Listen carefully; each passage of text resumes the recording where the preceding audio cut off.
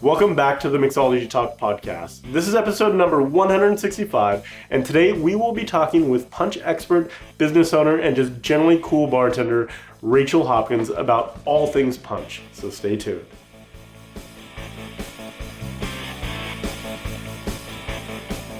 Hey everyone, welcome back to the Mixology Talk podcast. As you know, we've been changing up our format a little bit, and this month we're going to be concentrating on punches. So I brought in an expert, somebody that does this for a living, can offer off a lot of expertise when it comes to punches and service.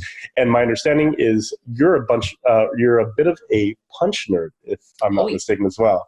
I love the punches. Perfect. So we have Rachel Hopkins here from Black Moth Bars, I believe. Is that correct? That is correct. Well, welcome to the podcast. Thank you for having me. I'm super excited to talk punch with you today. Yeah. So where are you guys located out of? So we're in Charlotte, North Carolina, basically, a little bit north, Morrisville, Davidson area. But yeah, right around there, right like 30 minutes outside of Charlotte. Perfect. And you guys specialize not in like a craft cocktail bar, but your specialty is a little bit different, which kind of puts punch right into this wheelhouse, right? Yeah, totally. So we're a mobile bartending company. So basically what that means is we do private events, weddings, any kind of like intimate dinner, anywhere from 20 people to hundreds of people. We can do it. Lots of corporate stuff. We actually spent the summer renovating a 1960s little nugget of a camper. It's a canned ham style camper that we are able to operate out of. We have a couple tap handles in there so we can do cocktails on draft, beers on draft, do it all. So yeah. That's really great. And you were telling me you guys had a bit of a intense night last night. Oh yeah. We did a pretty nutso dinner it was only for 50 people, but we did 5 cocktail pairings for 50 people in 2 hours. So 250 cocktails in 2 hours, all served at the same time. So it was like very intense. I am like, woo, adrenaline from that. You need me to tell me to calm down. Just Definitely not. So this kind of brings me into kind of the intro question. What got you into mobile bartending? Like, how did you get there? Yeah. So for years, we actually lived in Savannah, Georgia, my husband and I, for about 15 years. I went to SCAD and studied textile design. So I have that art background, and that kind of was a interesting segue into bartending because, I love flavors and just creating like really interesting, beautiful cocktails. So we're all about like, we love the aesthetic. I definitely feed into that idea that you drink with your eyes first. So we love making beautiful drinks. We bartended in a craft beer bar for years together. And then I ended up doing the special events for them upstairs and like the speakeasy kind of thing. It's Savannah, so lots of weird speakeasy themes there. But once we moved back to North Carolina, we decided we could go out on our own doing bartending after, years of bartending there and having all this knowledge built up. So, we started doing mobile bartending actually only a few months ago. So wow. It's in its infancy of our business, but it's been great. We've done about 10 events so far. So we've been kind of busting our butts going nuts. Killing it sounds like. Yeah. Congratulations. Thank you. Yeah. So this is kind of a nice segue though, but what got you into punch in particular then? So punch definitely is a great thing, of course, for large crowds. So since we serve such a high volume, a lot of times, with weddings, of course, you have cocktail hours. So the bar just gets crushed and so many people want things at the same time. So it's really nice to have this great craft cocktail that's pre-batched that you're able to serve a lot of people really fast. It's delicious. People love it. And I love the look of those vintage punch bowls. I'm all about, glassware. And like I said, the aesthetic. And you can just do so many cool things with a giant ice block or edible flowers in the punch bowl. We do lots of citrus wheels and really play up whatever flavors are in the punch. So if we have like a like a gin and green tea based punch and putting a lot of like lavender or zinnias or any kind of local edible flower to just kind of bring up those flavors visually is, we're all about that. Absolutely. Well, and on the service level, if you narrow down the choices, then you're not going to get bogged down when one person says, you know what, I'd really love a pisco sour. And you're like, really? How about some punch? Yeah, I know. Exactly. Yeah, whenever we get the clients that want the full bar, it's always like, okay, let's tone down what you mean by full bar just a little bit. Right, exactly. You want Ramos gin fizzes all night long. Okay, all right. Let's back that up. There's always one guy that's like, who wants the most, like, can I get a Fernet swizzle? And you're like, dude. Props for knowing what you want, but... Oh, that's funny. So, what are some of the steps that you take in order to kind of go through production and produce a really, really great punch for service? Is there anything in particular that you guys do? So I am all about, I love adding teas to our punches as a way to dilute. Mm-hmm. I think it adds a really nice element of flavor. You can have a ton of fun with it because there are so many cool teas out now. And it gives a little bit of that bitterness. It has the tannins in the tea. So it just adds such an extra layer of flavor.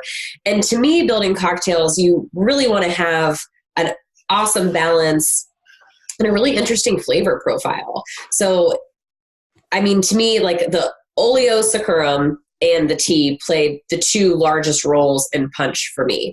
Because even with the Oleo, you could make it with lemons, you could do orange. I've played around with a ginger Oleo before that's delicious. So I just peeled, like I took my zester, or not a zester, my peeler, and peeled the ginger super fine, put sugar in it with the lemon and some grapefruit, and it was so good. And it was just like a really cool, like almost melted in the Oleo. Wow.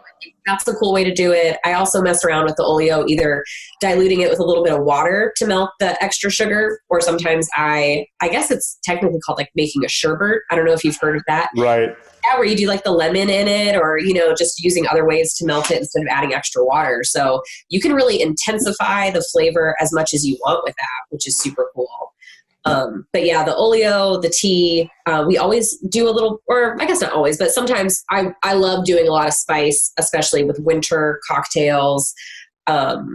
If I'm going to do like a tiki, I love doing like cinnamon, nutmeg, and, grating a little bit of nutmeg or fresh cinnamon on top just looks so beautiful. People love it. You get that initial, hint of spice. You're like, okay, this is going to be good, Absolutely. And those are very, almost traditional items to add to a punch, but also adds a ton of flavor.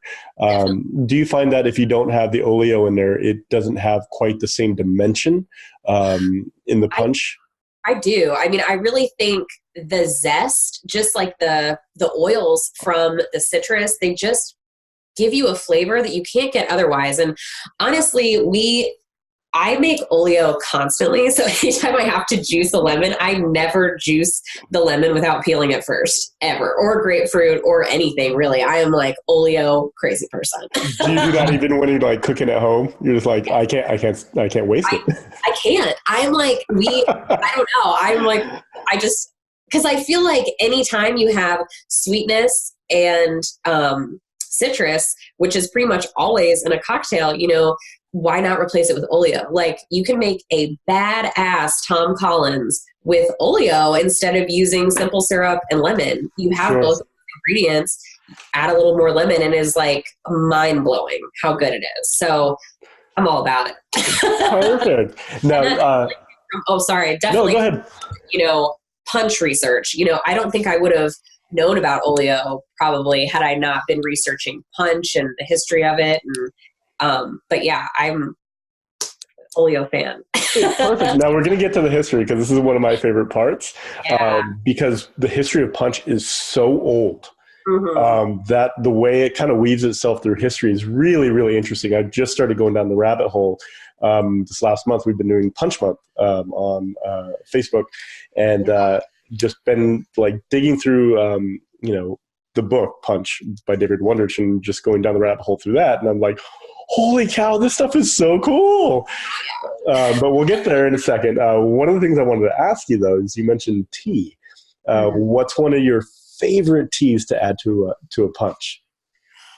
Honestly, I mean, jasmine green tea, I think is super fun. I feel like a little trick for me is always whatever tea I add, and some people might be like, oh my God, what's wrong with you? But I squeeze the tea bag to really release those tannins and give it that extra punch. I'm sure anyone who's like a tea master is just like dying right now hearing me say that. But I feel like it gets that last little bit because you want that bitter, like kind of taste at the end, and it kind of gives that like, what is this? So, Right. But I love jasmine green tea, super good. There's a tea at Trader Joe's. It's just seasonal, but it's like a coconut lemongrass. Ooh, yum. So cool. I've made a simple syrup with it. Yeah. I infuse stuff a lot. So, even infusing something with whatever your base is. So if you're maybe doing like a white rum, infusing it with like coconut lemongrass tea, and then using that in your punch with just a straight green tea as your tea base is always really cool. Like that's what I think is so cool about punch in general is like you can have so much fun with it. And it's basically just like this huge amalgam of flavors that, I mean, I feel like half the time you're like, what am I tasting? I don't know, but it's delicious. Right.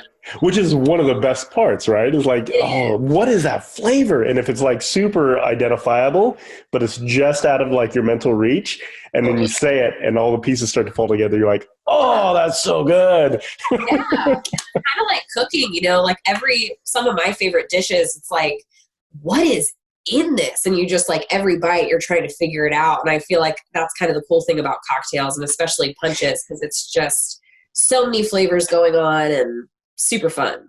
Awesome. Well, thank you. I think one of my favorite, and I'm going to butcher the name, I always do, Rooibos chai. I love, especially during the fall and winter, you get those kind of warming spices and, cinnamons and all that. Definitely one of my favorites to play around with. That with bourbon. Totally. We just made a punch that was chai tea, a little bit of local cider, like cold pressed. We found this awesome cider that they don't put anything in it. It's just cold pressed apples, basically. Oh, yum. Added sugar or anything, and it is like delicious. Oh, man, that's it. I'm moving. Oh, yeah. Perfect. So how far in advance do you start your production? Because one of the things that I'm always curious in is shelf life, because we're using fresh ingredients and things start to turn and oxidize. Like if you're like this 50-person event, when would you start production on some of these ingredients and kind of putting all the batch together? So if it's a batch cocktail, I start the day before. So okay. I like to let it sit. I feel like there's tons of times, like there's a huge difference, I feel like, from a one-off punch to a batch punch. And you can really taste, if you put those side by side, once the flavors like meld together overnight, it really just, everything sticks together a little bit better to me. Like I've definitely made something like a cocktail that I plan on putting in a punch, and I'm like, oh, this is pretty good. I'll let it sit overnight. And then the next day I'm like, damn, that's so good. It's just, after it sits for a while, it really does like build this flavor. And I know there's a lot of debate, I'm sure you found, about when you add the citrus. So I always just add the citrus and let that combine also. So I know there's some, and I like my dilution process is always tea pretty much. I don't pre-dilute with water or anything like that, but I normally just use the tea as the dilution, depending on the cocktail. But yeah, and if I'm not mistaken, I think I read this somewhere, and I could be completely off basis, but teas have an antioxidizing property to them, so that would make sense, where if you're not using tea, then your oxidation is probably going to happen a little bit faster. So I'll have to double check that, but that would make a ton of sense. Yeah. And just to your point, especially when you start cooking and stuff, you make a soup one day or a curry or something like that. You come back to it 2 days later or a day later, and it's like totally different and so much better. It's even like leftover spaghetti. Like spaghetti normally is kind of like, all right, it's pretty good. And the next day it's like, this is so good. I don't know why that is. It's like the sauce sticks to the noodles better. Like everything's just really good. Now, are there any ingredients that you don't add and you kind of keep to last minute when you're creating large batches? Always. I mean, if you use something effervescent, of course, add that so that I would even, like, I wouldn't even add that. I would add that per cup. So Sure. if you would batch everything else, and then as you're serving it, top off your punch cup or whatever you're serving it in with the champagne per person. I would never put that all in the punch bowl at the same time. Yeah, I assume everything would just blow off, and within like 10 minutes, it's just not the same. Yeah. Yeah. That makes total sense. So one of the things you mentioned earlier was kind of that difference between a one-off punch and a production level punch for service, for like an event like you did last night. Now, have you noticed there's any significant difference besides the aging, as far as like, okay, I'm just going to sit around with a bunch of friends and have some punch versus, all right, I need to come up with a punch. Is there any production differences, any scaling issues that you run into? It's a lot of math. I mean, you definitely want to kind of sit down and figure out, your proportions. It's all about, I feel like building any cocktail, it's about proportions.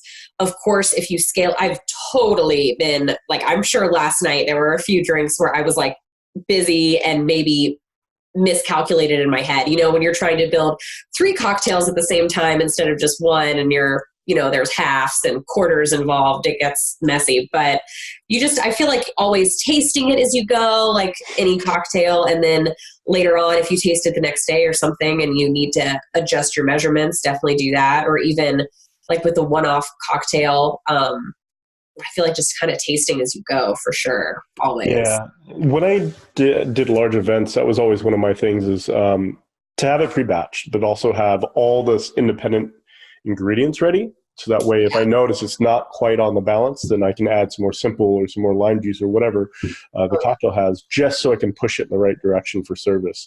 That makes a ton of sense. So I have to ask, what is your favorite story or kind of research that you've done around punch? Let me think. I think probably one of them, just the fact, well, this is like the most basic of them all, but the fact that people used to that's how people started drinking. Like, you would go to a bar and that was the cocktail, and you would sit around for hours just drinking from this punch bowl. And the evolution of it is so funny to me, that people were just kind of like, okay, well, we don't have time to just, dick around in a saloon getting wasted, together. So we'll have to just start doing these one-off cocktails. And that's kind of how it progressed, which is just this day and age, mind-blowing to think that, like, how cool is that? People were just like in the middle of the day, like, let me park my horse out here and go pound a punch real quick. That's just weird. But I think that was one of those things where I was like, I had no clue that that's kind of the evolution of where cocktails started. And like what we were talking about earlier, just like how old punches are. And I love that it's kind of getting this revitalization with, even when you go to like a cocktail bar now, like you could, like, there are lots that you could order a punch bowl and like sit around with your friends and kind of have that same experience. And I love the idea. I know I'm kind of going off on a tangent now. No, keep going. Just like the communal aspect of it. And I think for us, like our business especially, it really plays into that wedding aspect, or like a large party, like you're with all your friends and family and you have this communal drink, and it's just, it doesn't get much better than that. Yeah. And I think that's one of the fascinating aspects of punch for me, is just that idea, like, sure, everybody can get their own cocktail, but let's just sit down and talk, and, we're all drinking the same thing. So there's nothing, from that angle that's distracting us. The more I kind of dive into punch, the more I'm like, this is such a cool concept. And I know there's a handful of bars that are doing it, actually quite a few bars now that are doing it. But from a financial perspective, if you're operating a bar, it makes a ton of sense. Like, you're increasing your check values, you're getting people in the door, fast service, fast production. And, you can make all this stuff ahead, which is kind of like the golden place to be as far as craft bars go anyways. Well, it's kind of the same idea as like kegged cocktails, I guess, which you see a lot now too. And I know there's a lot of probably opinions about kegging cocktails, but yeah, I mean, it's kind of the same thing. Instead of a punch bowl as the vessel, it's a keg, which is pretty cool. Yeah, absolutely. And I mean, that's just absolutely blowing up. And There's a lot of places doing the keg cocktails. I haven't got my hands on a keg yet in the keg system, but I really want to try one. Oh yeah, it's fun. It's all about getting the PSI right, and just like the pressure and making sure it's not carbonated. It does get kind of tricky. Sure. So if you're playing with it, I would definitely recommend cheaper booze in the beginning. Absolutely, yeah. Well, that, you got to get all the bloopers on video, because if I'm going to make a mess, I want somebody else to see it too. Exactly. So one of the punches that I've been kind of going down the rabbit hole on is one called Regent's Punch. And I don't know if you've come across this one yet, but go ahead. Oh no, go ahead. Oh, just like the pineapple and rum and and champagne. It's like one of the most decadent recipes I've come across, and I started going down a rabbit hole of like, why is it called Regent's Punch? When was it made? Who made it? Who was it made for? And it's just been absolutely fascinating. It was actually made for King George IV, the King of England, when he was acting regent of the monarchy. Basically, his father was going insane, so he took over the active role of managing the country, and he was just he was the epitome of a glutton, just everything to excess. And so when you look at this recipe, you're like, okay, I get it. Like 2 bottles of champagne, like a whole thing of like XO or VSOP cognac, like everything's just to the nines as far as this goes. And I was like, okay, I get it. And then, it just has this kind of place in history that you just can't replicate anymore. It's like, whoa, this is amazing. Yeah. So yeah, it's just fascinating, how all this stuff kind of plays out and weaves itself through history. So with presentation, what is some of your favorite ways to present punches to your customers?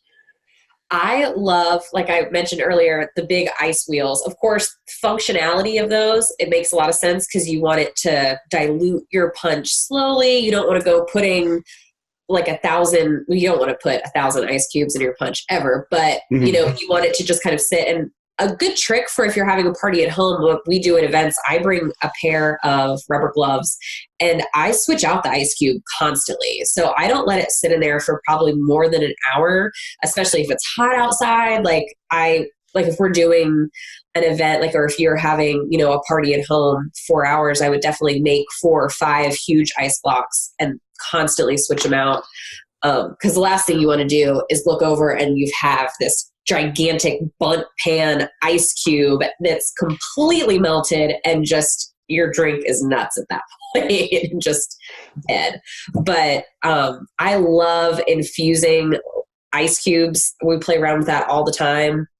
And a good trick, especially for a home bartender, what we do is we have just a little 5-quart igloo cooler that you can fill with water, and the top pops off so you can put anything in that you want, and then you have this huge, beautiful ice cube. And you can even, if anyone is into clear ice at all, or how that works and how it freezes from the top down, or maybe backwards, I'm not sure, but you can just chop it off with a huge knife and then you have this beautiful clear ice. So it's a cool trick for anybody looking for clear ice. Yeah, absolutely. And I always love putting stuff in the ice.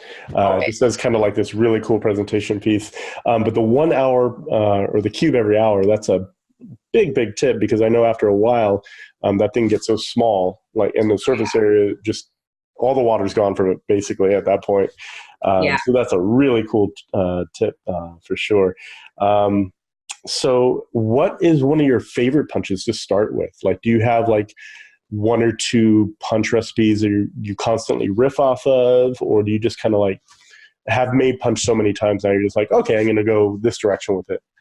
Well, I think it's really funny with lots of cocktails, what they say about plot lines, almost that any story you hear, it could be following one of 6 or 7 plot lines throughout all of literature, and I feel like it's the same with cocktails. You have about 5, 6 classic cocktails that every other cocktail has almost been riffed off of, by, measurements and just proportion and things like that. And I feel the same way about punch. We have one main that we stick to that was almost based off of, the Dead Rabbit citrus punch. Okay. I don't know if familiar with that. They do like an Irish whiskey punch, I believe. I don't know. We've kind of messed around with their measurements of it so many times that I don't even know what theirs are now. But it's super tasty. We normally just kind of swap out whatever ingredients with the same proportions. So it's kind of a riff off of one of theirs, and then we just keep tweaking and tweaking until we get to where it tastes good to us. But, again, always with the balance, you want it to be a little sweet, a little tart, a little boozy, a little bitter. I almost always put bitters in our punches, 9 times out of 10. So I'm all about adding that bitter component, or even like adding a little bit of Campari is awesome in there, just to give it a nice like little twang that you're kind of like, again, like what is in this, and a little depth of flavor. Sure, and a little splash of Campari does wonders for color. It's so pretty. Yeah. It can change like a classic sour, which is kind of yellow, into like this vibrant orange, and very, very pretty ingredient to work with for sure. So I'm gonna have to go do some research on the Dead Rabbit citrus punch now and take a look at it. Yeah, absolutely. So do you have any funny stories about punch and service that you can share? I actually kind of have a hilarious story that I was just going to say about the citrus punch. Okay. For one of our first couples for a wedding, and they went nuts, like loved the punch. Everyone was going crazy. And I will say that is thing is when you make a craft punch, a lot of times people are going to think it's maybe low ABV and it's kind of like a spritzer or a sangria or something, and it's not. So definitely we weren't really warning people that this isn't like your grandma's punch at a ladies' luncheon. This is, packing a serious punch. No pun intended there. But there was like a middle-aged man he probably had like, I don't even know, quite a few in the few hours we were there. And he was like, Lizzo came on and he was like, knew every word, dance moves, high kicks, going crazy. And I was like, oh shit, the punch. It's like totally taken over. And yeah, so always warn your guests if it's, if there's any misconception that it's going to be low ABV. Yeah, I'm not going to lie. I kind of want to be that guy. Like when I get older and I'm at a wedding and I just want to I just want to be that guy. He's kind of like my hero now. Honestly, my husband and I were bartending the event, and I was like, is he a hype man? Like, did they hire this guy? There's no way that he's just a regular guest at this wedding. He was like, I can't even describe him. There's got to be a story there. He was like 6 foot tall. Like he was just this huge person dancing in the middle of the room, and it was just the best. So hopefully I never thought about, hiring a hype man for your wedding. That's got to be a thing. It has to be. Seriously, we see some crazy stuff, so we're always like, are these people real? Do you seriously, you must have seen some serious, like, crazy stuff doing this kind of business. Really good, entertaining things. So that's always good. Good. No, that's great. So last question. Actually, a couple more questions. Is there anything that you avoid putting in punches? Anything that just doesn't work out in your opinion, or you've tried before and is like, you know what, that didn't quite hit the mark? I don't know. I don't know. I feel like they're kind of a throw it in and see what happens kind of deal. I mean, I've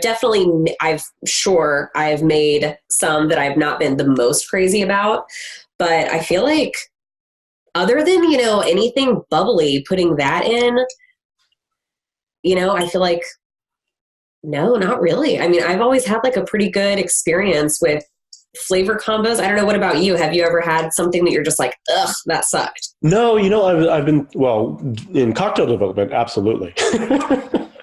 I'll say I probably have thrown away a lot of booze in the past, just trying to figure out, cocktail menus and stuff like that.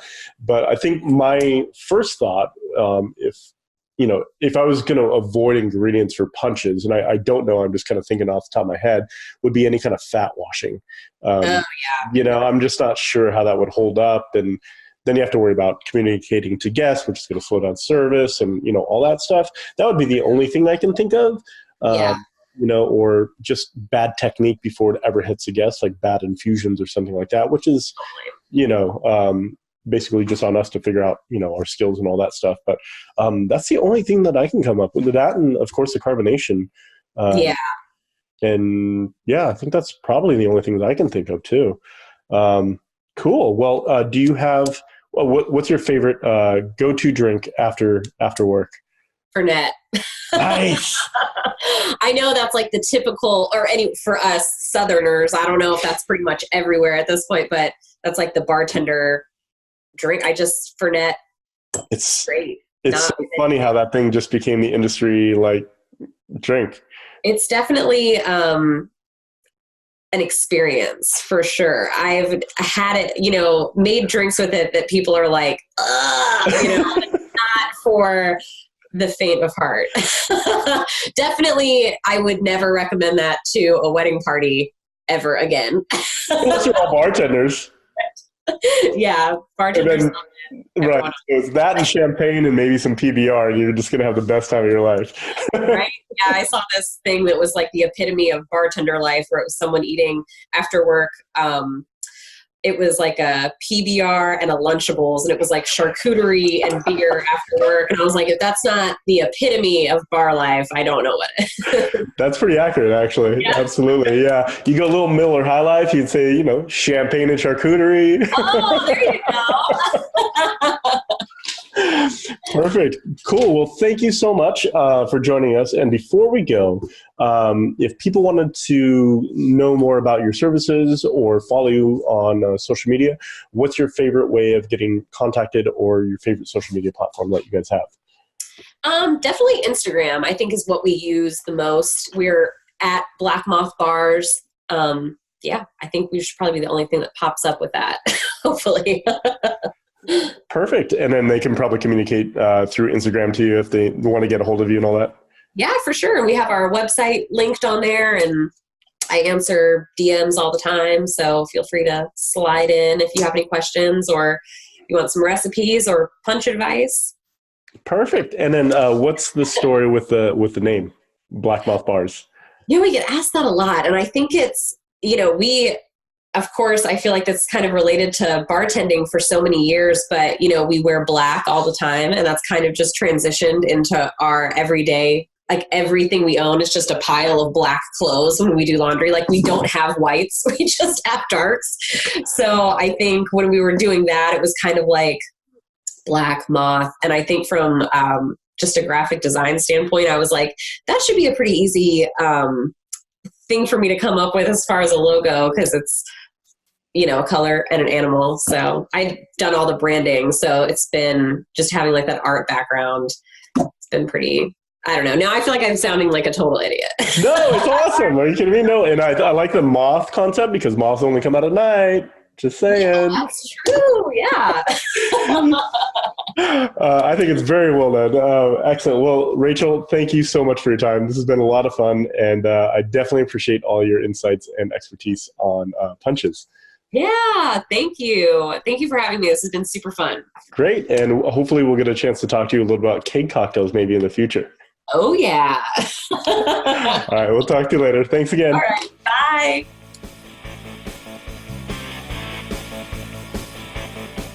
So thanks again to Rachel for sharing not only her time, but also her expertise. I never even thought about hiring a hype man for a wedding. That just sounds like such a good idea. Maybe when Julie and I get married again in 10 years or something like that, this will be on my short list of things that I want to have. It just sounds like a great time.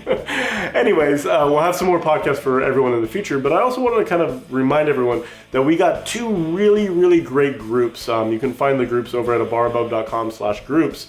And there's one for industry professionals where you're asking very specific questions about techniques or margins or career advice. It's a great group to go check out. And also one for enthusiasts, cocktail enthusiasts, people that are just getting into craft cocktails, or people that are really, really deep in it. If you're a bartender and you want to share some of your knowledge, you can definitely join that group as well. You can find both groups over at abarabove.com/groups. So, like I said, we'll have some more podcasts in the future. But until then, have a great drink, everyone, and cheers.